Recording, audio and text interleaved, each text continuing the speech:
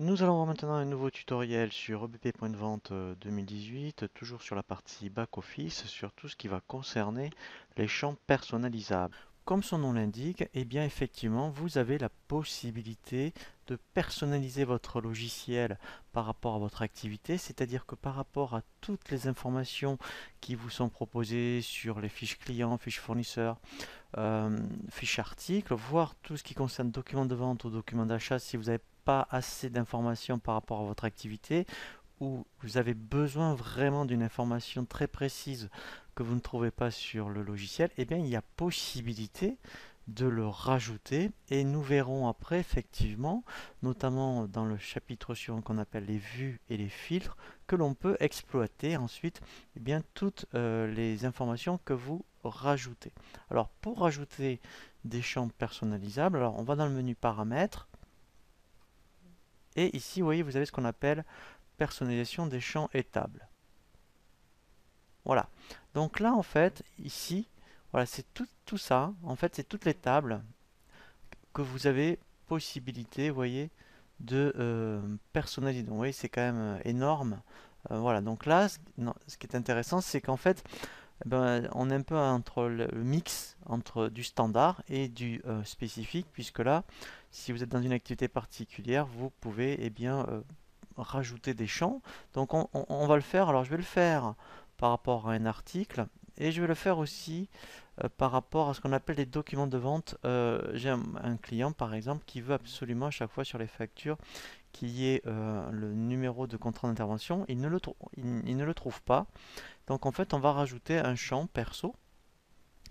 Et après on verra que ce champ-là, dans les documents de vente, on peut l'utiliser pour ce que l'on veut. Voilà, donc par exemple, vous voyez dans les fiches articles, donc ici je dis, ben, voilà, donc pour tout ce qui est bien, par exemple, voilà, après vous avez ce qu'on appelle des champs obligatoires. Alors si vous le prenez en tant que champ obligatoire, ça veut dire que quand vous créerez un article, vous serez obligé de saisir ce champ-là. Donc ça peut être aussi intéressant, hein, si vous voulez que par rapport à vos articles, tout soit bien renseigné par rapport à des champs spécifiques, vous passerez par là. Sinon, il y a ce qu'on appelle les champs personnalisés. Donc moi, c'est ce que je vais faire ajouter. Voilà. Et alors en plus, vous voyez, on peut faire vraiment des trucs complexes. On peut même rajouter un champ avec un menu déroulant. Voilà. Donc là, je vais faire ajouter un champ. Voilà. Donc au début, il est conseillé donc de sauvegarder son dossier. Voilà. Donc je vais le faire rapidement. Voilà. Donc une fois que la sauvegarde est faite, ici il me dit mais quel est le type de champ. Donc là, je vais prendre un champ de texte. Voilà. Alors là, je vais l'appeler test. Voilà. Et là, en fait, après ici, il faut donc que je choisisse après la longueur. Donc là, en fait, vous voyez, donc là, il y a 10, hein, mais on peut faire plus, hein. Allez, je vais mettre 20, 25 même. Voilà. Donc là, en fait, je fais enregistrer. Je vais faire donc maintenant la même chose pour les documents de vente au niveau des factures, par exemple. Voilà. Donc là, en fait, ce que je vais faire, je vais rajouter un numéro d'intervention. Donc je re-sauvegarde mon dossier. Voilà.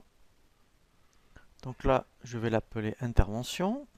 Donc c'est toujours du texte. Vous voyez, même si c'est un numéro, je peux mettre numéro intervention. Je fais OK. Voilà.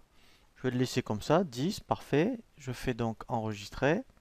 Donc là, vous voyez que la réouverture du dossier, cette fois-ci, mon paramétrage est fini. Donc là, je vais lui dire non.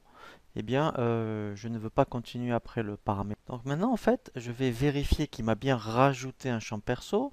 Si je vérifie dans les documents de vente, par exemple au niveau des factures, eh bien qu'il m'a bien rajouté le numéro d'intervention. Voilà, donc là, voilà. Vous voyez que maintenant j'ai bien un onglet champ perso. Et là, en fait, je peux rajouter, vous voyez, mettons, alors je vais mettre 1, 2, 3, 4, hein, c'est pour vous donner un exemple. Voilà. L'intérêt, c'est que ce champ maintenant est exploitable partout. On va voir maintenant justement ben, comment exploiter les champs personnalisables avec le chapitre que je vous propose sur ce qui concerne les vues et les filtres.